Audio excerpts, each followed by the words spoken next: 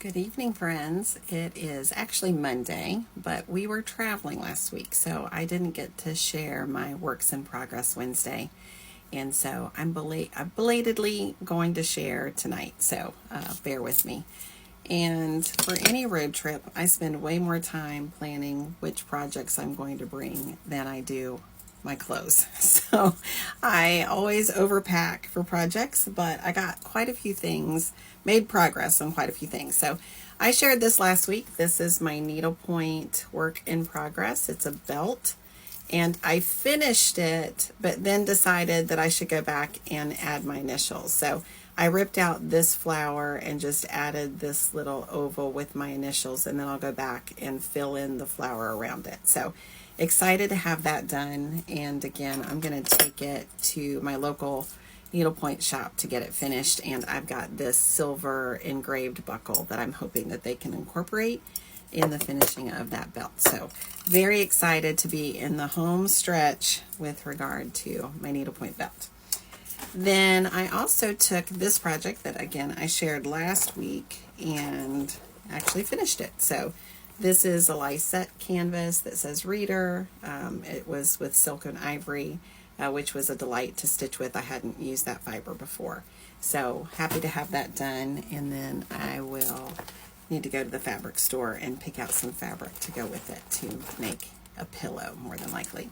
So that's that project. And then for knitting, I've been working on, I made some mini me dolls a few years ago, and so my niece asked that I make one of her daughter. So this is the little doll in progress. She's got some little swimming trunks on.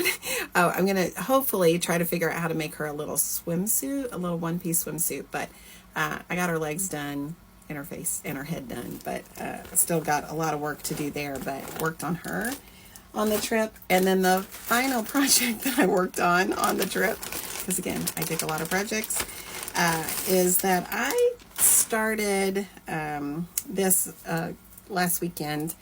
I decided to get out a pattern and smock a top for me. So this is English smocking. I dug out my pleater, and so it'll just be a smock top, like a bishop style round neck with smocking stitches on it. So I got a bit done on it and excited to make some progress. So this is all, I love handwork, especially in the car.